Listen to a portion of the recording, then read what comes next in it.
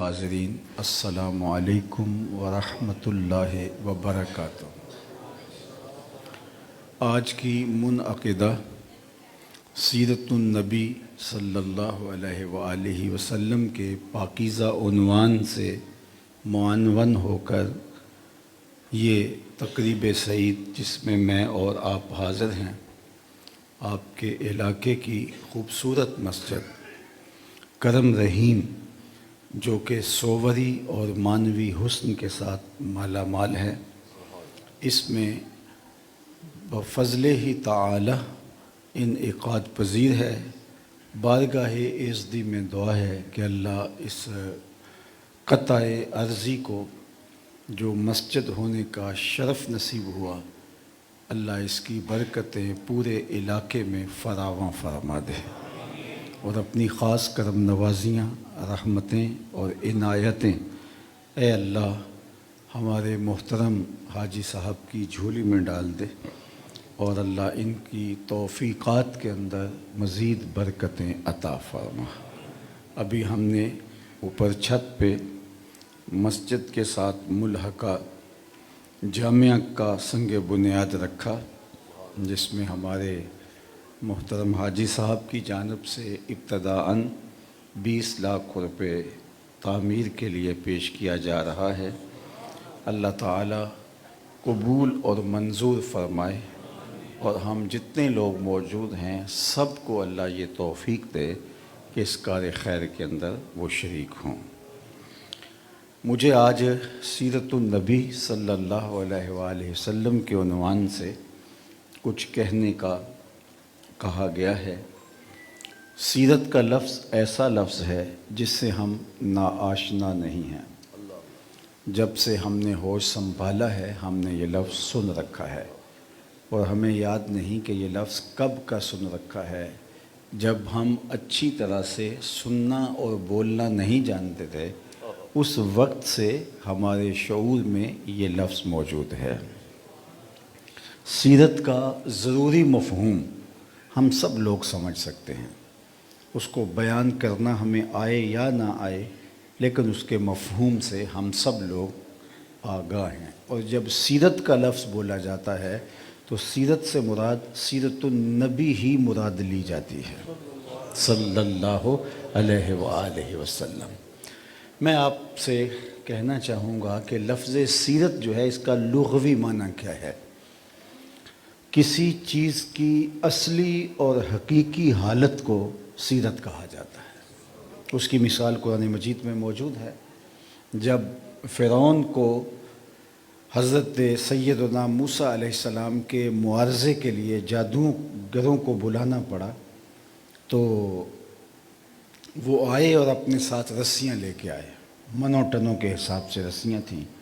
ان رسیوں کو یوں میدان میں بکھیر دیا اور لوگوں کی آنکھوں پہ جادو پھونک دیا، اور وہ لگتا تھا جیسے وہ سانپ ہیں اور متحرک ہیں۔ تو اللہ تعالیٰ جل شانہ نے حضرت موسیٰ علیہ السلام سے کہا کہ اب آپ اپنا عصا ڈال دیجئے۔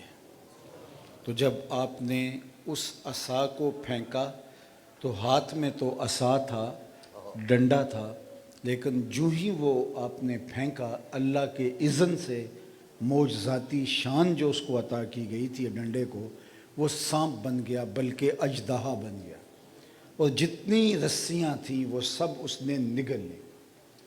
اور جب میدان صاف ہو گیا تو اللہ تعالیٰ جل شانہ نے حضرت موسیٰ سے کہا کہ اب اس کو پکڑ لیجئے۔ تو حضرت موسیٰ علیہ السلام کے دل میں تھوڑا خوف پیدا ہوا، تو اللہ تعالیٰ نے فرمایا لا تخف، آپ خوف نہ کھائیے، سنعیدها سیرتها الاولی، ہم اس کو اس کی پہلی اصلی حالت کی طرف پلٹا رہے ہیں۔ تو وہاں جو لفظ استعمال کیا گیا ہے وہ یہ ہے سنعیدها سیرتها الاولی، اس کی جو اصلی اور حقیقی حالت ہے، یعنی وہ کیا تھی؟ ڈنڈا۔ یہ اس کی جو عارضی حالت تھی جو اژدہا کی شکل کے اندر وہ متبدل ہوا تھا۔ تو کہا کہ سنعیدها سیرتها الاولین، سیرتها الاولی، ہم اس کو پہلی حالت کی طرف لٹا دیتے ہیں۔ تو معلوم ہوا کہ سیرت کسی چیز کی حقیقی اور اصلی حالت کو کہا جاتا ہے۔ تو جب کسی شخص کی سیرت کے بارے میں کہا جائے تو اس سے اس کی وہ عادت مراد نہیں ہوتی جو وقتی جوش و جذبے کی وجہ سے پیدا ہوتی ہے، جو غصے کی وجہ سے پیدا ہوتی ہے، جو مزاح کی کیفیت میں اس کی حالت پیدا ہوتی ہے، بلکہ سیرت وہ اس کی حقیقی، اصلی اور جبلی حالت ہے جو اس کی طبیعت کا لازمہ ہے۔ اس لیے اللہ کے محبوب کی جب سیرت کہی جاتی ہے تو اللہ کے محبوب علیہ الصلوۃ والسلام کی حیات طیبہ ہے، اور آقا کریم علیہ السلام کی سیرت غصے میں، حضور کی سیرت مزاح میں قابل تقلید ہے۔ میری سیرت غصے کی حالت میں آپ پر واجب الاطاعت نہیں ہے۔ میں اپنی اولاد سے بھی کہتا ہوں کہ نہیں، اس بات کو چھوڑو، وہ میں نے غصے میں کہی۔ میں اپنے شاگردوں کو بھی کہتا ہوں نہیں نہیں، آپ اس بات کو پکڑ کے بیٹھ گئے، وہ تو میں نے مزاح میں کہا۔ تو جو میں نے مزاح میں کہی ہو یا میں نے جو غصے میں کہا ہو، وہ لوگوں کے لیے، میرے خاص ماننے والوں کے لیے، میرے متبعین کے لیے بھی واجب العمل نہیں ہوتی۔ وہ غصے کی حالت ہے، وہ عارضی حالت ہے۔ لیکن حضور علیہ السلام جب کچھ ارشاد فرماتے تو حضرت عبداللہ بن عمر بن عاص اس کو لکھ لیتے، تو بعد صحابہ نے کہا حضور کبھی مزاح میں ہوتے ہیں، کبھی غصے میں ہوتے ہیں، بعد میں آنے والے اس کا امتیاز نہیں کر سکیں گے حضور نے غصے میں فرمایا ہے یا مزاح کی حالت میں، لہٰذا تم نہ لکھا کرو۔ انہوں نے نہ لکھنا چھوڑ دیا۔ حضور محو تکلم ہوئے تو دیکھا آج اس کا قلم جنبش میں نہیں ہے، تو فرمایا کہ اے عبداللہ بن عمر کیا ہوا، تم کیوں نہیں لکھ رہے؟ تو کہا حضور مجھے منع کر دیا گیا۔ حضور کبھی مزاح میں ہوتے ہیں، کبھی غصے میں ہوتے ہیں، اور تم لکھ لیتے ہو، بعد میں آنے والے امتیاز نہیں کر پائیں گے۔ تو حضور نے جو لفظ کہے وہ یہ تھے، اکتب فوالذی نفسی بیدہ ما خرج منی الا حق۔ فرمایا لکھا کرو، مجھے قسم ہے اس رب کی جس کے قبضے میں میری جان ہے، میری زبان سے حق کے علاوہ کچھ نہیں نکلتا۔ میں غصے میں بولوں تو پھر بھی حق بولتا ہوں، میں مزاح میں بولوں تو پھر بھی حق ہی بولتا ہوں۔ تو ہر حالت کے اندر میری زبان سے جو صادر ہوتا ہے وہ حق ہی صادر ہوتا ہے۔ تو اس دہان کی ہر بات وحی خدا ہے، ہر عمل قابل تقلید ہے۔ غصے میں ہوں تو پھر بھی حضور قابل تقلید ہے، مزاح میں کچھ بات کریں تو پھر بھی حضور قابل تقلید ہے۔ تو حضور کی حالت جو ہے، حضور کی جو سیرت ہے ہمارے لیے حجت ہے۔ حضور کی سیرت ہماری رہنمائی کا بہترین اسلوب اور بہترین ذریعہ اور بہترین سبب ہے، اور ہم آقا کریم کی سیرت کے ذریعے سے اپنی عادات کو، اپنے رویے کو، اپنے طرز زندگی کو، اپنے انداز معاشرت کو بہتر کر سکتے ہیں۔ اس لیے ہمیں آقا کریم کے بتائے ہوئے اسلوب کے مطابق اپنی زندگی بسر کرنی چاہیے۔ اب آقا کریم علیہ الصلوۃ والسلام کی سیرت کی تفصیلات بھی ہیں، اور حضور کی سیرت کا ایک مجموعی انداز بھی حضرت ام المومنین سیدہ عائشہ رضی اللہ تعالی عنہا نے خلاصتاً بیان کیا۔ جب حضور کی سیرت کے حوالے سے ان سے سوال کیا گیا تو حضرت ام المومنین نے کہا، اے پوچھنے والے مجھے بتا کہ تو نے قرآن نہیں پڑھا؟ تو اس نے کہا کہ میں نے قرآن پڑھا ہے۔ فرمایا کان خلقہ القرآن، قرآن نے جہاں سے روکا ہے وہاں حضور رکے نظر آئیں گے، جن امور کے بجا لانے کی تلقین کی ہے وہاں حضور عمل کرتے دکھائی دیں گے۔ اگر تو حضور کی سیرت کا آئینہ دیکھنا چاہتا ہے تو قرآن کو دیکھ لے۔ قرآن حضور کی سیرت کا عکس جمیل ہے۔ گویا قرآن تھیوری ہے تو اس کا پریکٹیکل حضور کی سیرت طیبہ ہے۔ اللہ صاحب الصلوات۔ اس لیے حضور کی سیرت طیبہ کو سمجھنا ہمارے لیے مشکل نہیں ہے کہ اس کی دستاویز قرآن کی شکل کے اندر موجود ہے، اور ویسے بھی حضور کی سیرت کا کوئی گوشہ ہم سے مخفی نہیں ہے۔ دنیا کے اوپر کسی شخص کی نہ یوں سیرت محفوظ ہے اور نہ کسی کی یوں صورت محفوظ ہے۔ حضور کی سیرت کے ایک ایک پہلو کو جو ہے وہ رقم کیا گیا، لکھا گیا، روایت کیا گیا، آگے منتقل کیا گیا، بلکہ اس پہ عمل کیا گیا۔ اور حضور کے مبارک حلیہ کو، حضور کے شمائل نور کو بھی ایک ایک چیز کو محفوظ کیا گیا۔ کسی کے بارے میں آپ کو دنیا کا کتنا بڑا شخص بھی ہو، آپ کو یہ تفصیل نہیں ملے گی۔ بلکہ حضور کی مبارک داڑھی میں اور سر انور میں 18 سے لے کر 22 تک سفید بال تھے، باقی مبارک داڑھی بھی اور سر انور جو تھی اس میں گھنے سیاہ بال تھے جو ہلکا سا خم لیے ہوئے تھے۔ اللہ اکبر! اب کون ہے کہ جس کا حلیہ اتنا محفوظ ہو کہ اس کی مبارک داڑھی کے سفید بالوں کی گنتی موجود ہو؟ اور یہ صرف آپ کو کائنات میں ایک ہی ذات ملے گی، اور وہ ذات ہے محمد الرسول اللہ صلی اللہ علیہ وآلہ وسلم کی۔ اس لیے اگر ہم اپنی زندگی پوری کی پوری کسی کے طرز پہ گزارنا چاہیں تو وہ کوئی اور ملے گا نہیں حضور کے بغیر۔ اس لیے اپنی زندگی کو ان کے مطابق گزارو، اور یہ شریعت کی منشا بھی ہے، ہمارے رب کا حکم بھی ہے، اور یہ ہماری نجات کی ضمانت بھی ہے، اور ہماری زندگی کو بہتر بنانے کا ذریعہ بھی ہے۔ لَقَدْ كَانَ لَكُمْ فِي رَسُولِ اللَّهِ أُسْوَةٌ حَسَنَةٌ، حضور کی مبارک حیات طیبہ کو، حضور کے دور انور کو ہمارے لیے اسوہ حسنہ کہا گیا ہے۔ اللہ اکبر! اسوہ کاملہ بھی کہا جا سکتا تھا، اور بھی لفظ بولے جا سکتے تھے، لیکن یہ اتنا جامع لفظ ہے حسنہ کہ ان کی بتائی ہوئی زندگی گزارو، ان کی طرز کے مطابق اپنے روز و شب کو ڈھال لو، تمہیں ہر پہلو کے اندر حسن ہی حسن دکھائی دے گا، جمال ہی جمال دکھائی دے گا۔ اب حضور کی سیرت بچپن کی بھی معلوم ہے، جوانی کی بھی معلوم ہے، بڑھاپے کی بھی معلوم ہے۔ بہت ساری شخصیات ہوتی ہیں کہ ان کی آخری عمر کی سیرت تو معلوم ہوتی ہے، کیسے وقت گزرا، کہاں رہے، اور جوانی کا کوئی پتہ نہیں ہوتا۔ کچھ لوگوں کی جوانی بھی محفوظ ہوتی ہے لیکن بچپن کا پتہ نہیں ہوتا، چونکہ پتہ ہی نہیں ہوتا اس نے بڑے ہو کے کیا بننا ہے۔ اس لیے بچپن محفوظ نہیں کیا جاتا۔ جب اس کے کرشمات ظاہر ہوتے ہیں، جب شخصیت کے پہلو نمایاں ہوتے ہیں، پھر لوگ متوجہ ہوتے ہیں تو نوٹ کرنا شروع کر دیتے ہیں۔ تو بچپن کے بہت سارے واقعات پردہ اخفاء میں ہوتے ہیں، لیکن میرے حضور علیہ الصلوۃ والسلام کی سیرت بیان کرنے سے قبل حضور کا میلاد بیان کیا جاتا ہے، اور میلاد کا ماحول بیان کیا جاتا ہے۔ ایام حمل میں حضور علیہ الصلوۃ والسلام کی جو ہے وہ شانیں جو ہیں جو ظہور پذیر ہوئیں اور جو سیدہ آمنہ نے دیکھا اس کو بیان کیا جاتا ہے۔ تو گویا حضور کا بچپن بھی، حضور کا لڑکپن بھی، حضور کا عہد شباب بھی، اور حضور علیہ الصلوۃ والسلام کے باقی ایام بھی سارے کے سارے محفوظ رکھے گئے ہیں۔ آپ جس دور میں، جس پہلو میں، جس انداز میں آقا کریم کی سیرت دیکھنا چاہو، آپ کو سورج کی طرح چمکتی ہوئی سیرت دکھائی دے گی۔ اعلان نبوت کے بعد تو ہزاروں لوگ غلامی کے دائرے میں آئے، لیکن اعلان نبوت سے قبل کی سیرت اگر دیکھنا چاہتے ہو تو وہ سیرت بھی ہمارے پاس محفوظ ہے۔ آئیے میں صرف اعلان نبوت سے قبل حضور کی سیرت کا صرف ایک پیراگراف آپ کے سامنے رکھتا ہوں، جو ام المومنین حضرت سیدہ خدیجۃ الکبریٰ رضی اللہ تعالی عنہا نے بیان کیا۔ جب پہلی وحی کا نزول ہوا تو یہ وحی تو ایسی تھی، اگر پہاڑ پہ بھی اترتی تو وہ بھی ریزہ ریزہ ہو جاتا۔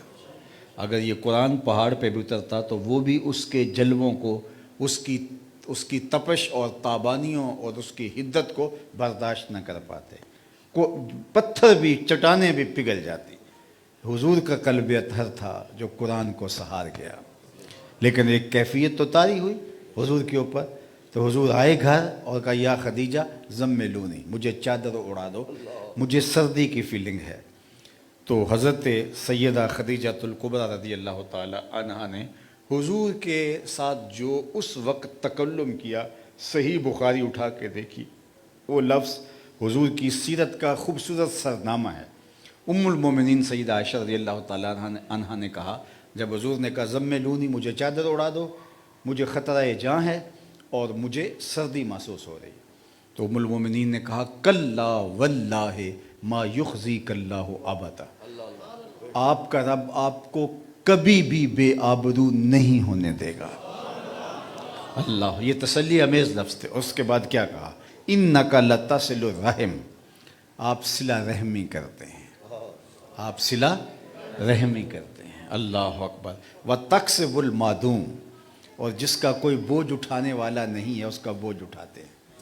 اس کے لیے کام کرتے ہیں. وَتَحْمِلُ الْكَلَّ، اور جو بیچارے لاوارث اور بے سہارا ہیں ان کی ذمہ داریاں آپ اپنے کندھوں پہ اٹھاتے ہیں. وَتَقْرِي الضَّيْفَ، اور آپ اونچے درجے کے مہمان نواز ہیں. وَتَصْدُقُ الْحَدِيث، آپ ہمیشہ سچ بولتے ہیں. وَتُعِينُ عَلَى نَوَائِبِ الْحَقِّ، اور جب کوئی شخص مشکل میں پھنس جاتا ہے اور وہ حق کی راہ پہ ہوتا ہے، اس کا کوئی ساتھ دینے والا نہیں ہوتا، اس کی پشت پہ ہم آپ کو کھڑا دیکھتے ہیں. یہ 6 وصف حضور کے بیان فرمائے ام المومنین نے. حضرت دیکھیے پھر سن لیے. اِنَّکَ لَتَصِلُ الرَّحِمَ، آپ صلہ رحمی کرنے والے ہیں. اللہ اکبر. رشتہ داروں کے ساتھ اچھا سلوک کرنا، تلخ رویوں کے باوجود. بعض لوگ شکایت کرتے ہیں ہمارے رشتہ دار تو بہت ظالم ہیں، حاسد ہیں، مبغض ہیں، اور وہ ٹو میں رہتے ہیں، ہماری کوئی چیز ان کو برداشت نہیں ہوتی، تو کیا ان سے بھی صلہ رحمی کریں؟ تو میں نے کہا کمال ہی تو یہی ہے، یہی تو کمال ہے کہ ان کے ساتھ بھی صلہ رحمی کی جائے. مجھے بتائیے حضور کے رشتہ داروں نے حضور کے ساتھ کیا کیا؟ اپنے گھر کا کوڑا لا کر حضور کے گھر کے سامنے پھینک جاتے تھے، حضور کی راہوں میں گڑھے کھودتے، اور ام جمیل جو حضور کی رشتے میں چچی لگتی تھی وہ باقاعدہ خاردار جھاڑیاں کاٹ کے لاتی، اور رات کو جس راہوں سے حضور نے گزرنا ہوتا ان راہوں میں عملاً وہ کانٹے بچھا دیتے. آج ہمارے رشتہ داروں نے ہمارے ساتھ ایسا تو کبھی نہیں کیا ہے. کسی کے لیے رشتہ داروں نے گلی میں گڑھا کھودا ہو، کسی کے رشتہ داروں نے باقاعدہ کانٹے بچھا دیے ہوں، لیکن حضور کے ساتھ یہ ہوتا تھا. اللہ اکبر. تو ہمیں سیکھنے کے لیے ہے، اللہ اکبر، سیکھنے کے لیے ہے کہ اللہ تعالیٰ جل شانہ نے اپنے محبوب کے لیے کتنی مشکلات تھیں، لیکن حضور نے کتنی خندہ پیشانی کے ساتھ ان کو گوارا کیا. بلکہ حضور کا درس تھا سل من قطعک وعط من حرمک واعف عمن ظلمک. جو تجھ سے تعلق توڑے تو اس سے تعلق جوڑ، جو تجھے محروم رکھے تو اس کی جھولیاں بھر دے، اور جو تیرے ساتھ زیادتی کرے تو اس کو معاف کر دے. یہ کر کے دیکھیں. اگر کوئی یہ چاہے کہ اس کی عمر میں اور اس کے رزق میں اضافہ ہو تو وہ رشتہ داروں کے ساتھ اچھا سلوک کرے. رشتہ داروں کا رویہ کتنا ہی کھردرا کیوں نہ ہو، کتنا ہی تلخ کیوں نہ ہو، کوئی ہنس کے بولے تو اس سے ہنس کے بولنا یہ تو کوئی بات نہیں ہے. وہ تو جانور کی جو ہے وہ کمر کے اوپر بھی سہلائیں، بلی کی پشت پہ بھی ہاتھ پھیرے تو وہ بھی جو ہے وہ آپ کو آگے سے محبت دیتی ہے. تو یہ تو کوئی کمال نہیں کہ کوئی محبت دے تو آپ آگے سے محبت دیں، وہ تو جانور بھی دیتا ہے آگے سے. کمال تو یہ ہے کہ کوئی آپ سے تلخ رویہ رکھے، حضور کی سیرت کو مد نظر رکھیں اور آپ اس سے نرم رویہ رکھیں. اور یہ آقا کریم علیہ السلام کا طریق رہا. سل من قطع کا یہ حکم نامہ ہے جو ہمارے نام ہمارے آقا و مولا نے دیا. تو فرمایا انک لتصل الرحم، آپ صلہ رحمی کرتے ہیں، رشتہ داروں کے ساتھ اچھا سلوک کرتے ہیں ان کے تلخ رویوں کے باوجود. اس کو میں نے غریب بنایا ہے؟ میاں اللہ نے اس کو غریب بنا کے اس کی آزمائش کی ہے، تجھے دولت مند بنا کے تیری آزمائش کی ہے. ورنہ تیرے اعضائے بدنیاں کچھ زیادہ نہیں تھے کہ تجھے زیادہ رزق دیا گیا. محنت تو نے اس سے کوئی زیادہ نہیں کی، یہ اس کی تقسیم ہے. کسی کو مال دے کے آزماتا ہے، کسی کو غربت سے آزماتا ہے. اس لیے اگر کسی کو مال دیا گیا تو اس کا حق ہے کہ وہ ڈھونڈے لوگوں کو اور مجبوروں کی دہلیز تک پہنچے. اور جس کو غربت سے آزمایا گیا ہے اس کو حکم دیا گیا ہے کہ اپنے بھرم کو ٹوٹنے نہ دے، سوکھی جو ہے وہ روکھی کھا لے، لیکن اپنی غربت کو تماشا نہ بننے دے. بلکہ میرے اور آپ کے آقا و مولا نے ارشاد فرمایا، سیدنا علی المرتضیٰ رضی اللہ تعالیٰ عنہ سے مروی روایت ہے، حضور نے فرمایا جو اللہ کے دیے گئے تھوڑے رزق پہ راضی ہو گیا اللہ اس کے تھوڑے عملوں پہ راضی ہو جائے گا. کہ میرے بندے تو بندہ ہو کے راضی ہو گیا، میں تو پھر رب ہوں. تجھے تو ضرورت تھی اور پھر بھی تو تھوڑے پہ راضی ہو گیا، مجھے تو تیرے عملوں کی ضرورت بھی نہیں ہے. تو یہ غربت بھی آزمائش ہے اور یہ دولت بھی آزمائش ہے. تو دوسروں کے لیے کمانا، یہ بات ذہن میں رکھیں. رزق کمانے کی 3 نیتیں چاہیے. تو رزق کمانا اگر حلال کمائیں گے تو عین دین ہے. سب سے پہلی نیت اپنے آپ کو سوال کی ذلت سے بچانے کے لیے روزی روٹی کمانا، چاہے وہ مزدوری ہے، چاہے وہ تجارت ہے، چاہے وہ کھیتی باڑی ہے، چاہے وہ کوئی اور کام ہے جو ہم کر رہے ہیں، ملازمت کر رہے ہیں۔ اس کے 3 مقصد ملحوظ ہونے چاہیے۔ سب سے پہلا مقصد روزی کمانے کا کہ میری ضروریات میرے ساتھ جڑی ہوئی ہیں، اگر نہیں کماؤں گا تو ظاہر ہے دن میں 3 مرتبہ بھوک لگے گی، گرمی سردی کا لباس چاہیے ہوگا، مجھے رہنے کے لیے چھت چاہیے ہوگا، بیمار ہوں گا تو دعا چاہیے ہوگی، تو پھر میں کسی کے در پہ جاؤں گا، کسی کے آگے ہاتھ پھیلاؤں گا۔ اپنے آپ کو سوال کی ذلت سے بچانے کے لیے رزق کمایا جاتا ہے، پہلا مقصد۔ دوسرا مقصد رزق کمانے کا اور نیت جو مستحضر ہونی چاہیے، اپنے بچوں کی زیر کفالت لوگوں کی ضرورت کی تکمیل کے لیے رزق کمایا جائے، اپنی بیوی کا پیٹ پالنے کے لیے، بچوں کی ضرورتوں کو پورا کرنے کے لیے، یہ دوسرا مقصد ہے۔ تیسرا مقصد رزق کمانے کا یہ ہے کہ میں رزق کماؤں، اتنا کماؤں کہ میری ضرورت بھی پوری ہو، میرے بچوں کی ضرورت بھی پوری ہو، اور اگر اور زیادہ ہوتا ہے تو میں معاشرے کے ان لوگوں کی ضرورت کو پورا کروں گا جو کسی وجہ سے کمانے کی اہلیت نہیں رکھتے، اپاہج ہیں، کمزور ہیں، بیوگان ہیں، یتاما ہیں، مساکین ہیں، کثیر العیال ہیں، تو میں ان کی ضرورت پوری کروں گا۔ یہ 3 نیتیں علماء کہتے ہیں رزق کمانے کی اگر آپ کے ساتھ جڑی ہوئی ہیں، اور آپ پھر جتنا مرضی کماتے ہیں وہ عین دین ہے۔ اور اگر آپ کی چوتھی نیت ساتھ جڑ جائے کہ میں لوگوں میں امیر دکھائی دوں، میں معاشرے میں لوگوں میں جو ہے وہ نمایاں ہوں یا عیش و عشرت کروں، تو حلال رزق جو کمانا ہے تو وہ حلال رزق بھی اس چوتھی نیت کے ساتھ فساد کا شکار ہو جائے گا۔ ان 3 نیتوں کے ساتھ رزق کمانا چاہیے۔ اس میں تیسری نیت اپنے عزیزوں، رشتہ داروں، ان سب لوگوں کا خیال رکھنا۔ بالخصوص مجھ سے آپ اگر پوچھیں کہ آپ بتائیے شریعت میں افضل ترین صدقات کون سے ہیں، تو احادیث کی روشنی میں افضل صدقات میں سے ایک وہ افضل صدقہ ہے جو ضرورت مند رشتہ دار کو دیا جائے جو تم سے ناراض ہو۔ ایسا ضرورت مند رشتہ دار جو آپ سے بگڑا ہوا ہو، آپ اس کو اگر دیں تو وہ افضل صدقہ ہے، اس لیے کہ آپ کا نفس کبھی بھی اس میں شامل نہیں ہوگا، اور اس کو جب بھی دیں گے اللہ کی رضا کے لیے دیں گے۔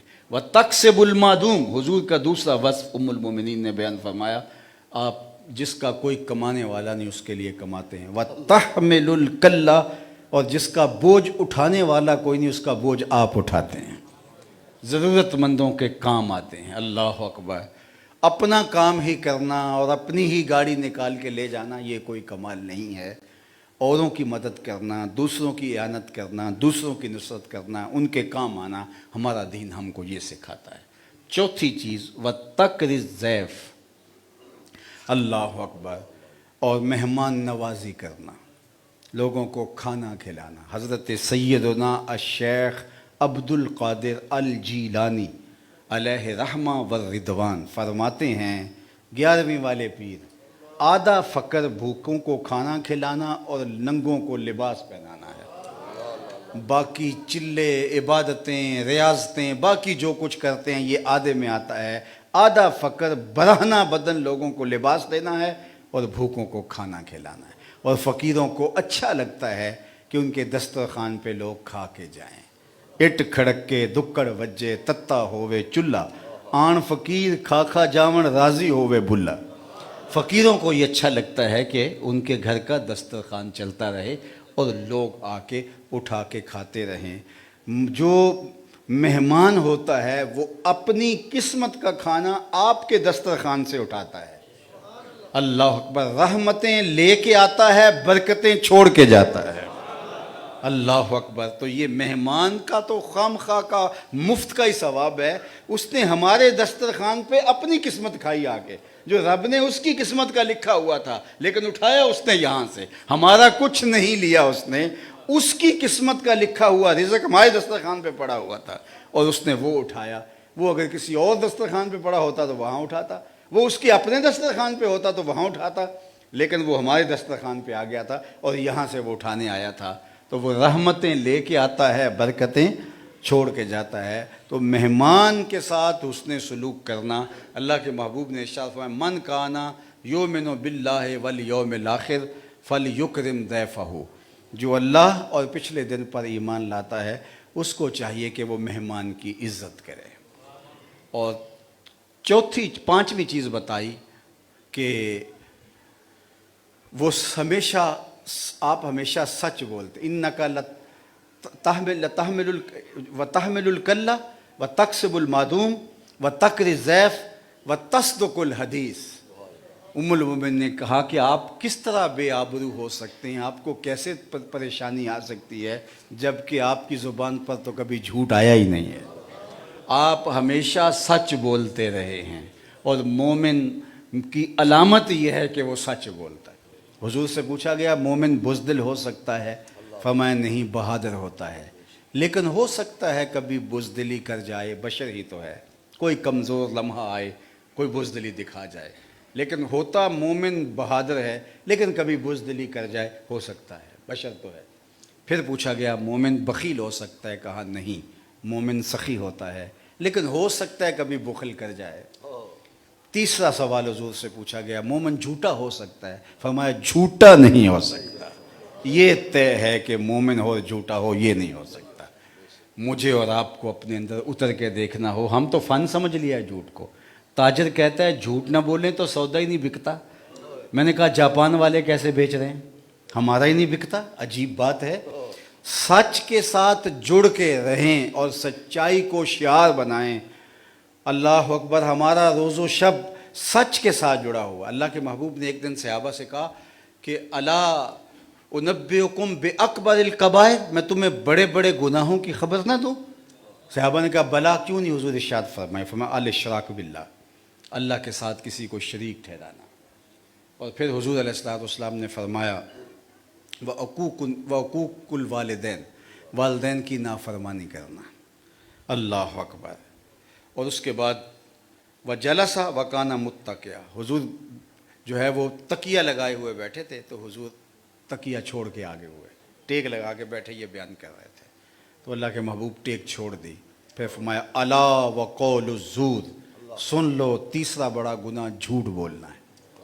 پھر فرمایا الا وقول الزور, سن لو تیسرا بڑا گناہ جھوٹ بولنا ہے. پھر فرمایا الا وقول الزور, سن لو تیسرا بڑا گناہ جھوٹ بولنا ہے. صحابہ فرماتے ہیں کہ حضور فرمائے جا رہے تھے اور ہم کہتے لیتہ سکتا, کاش کہ حضور سکوت اختیار کر لیں, جو بتانا چاہتے ہیں ہم سمجھ گئے.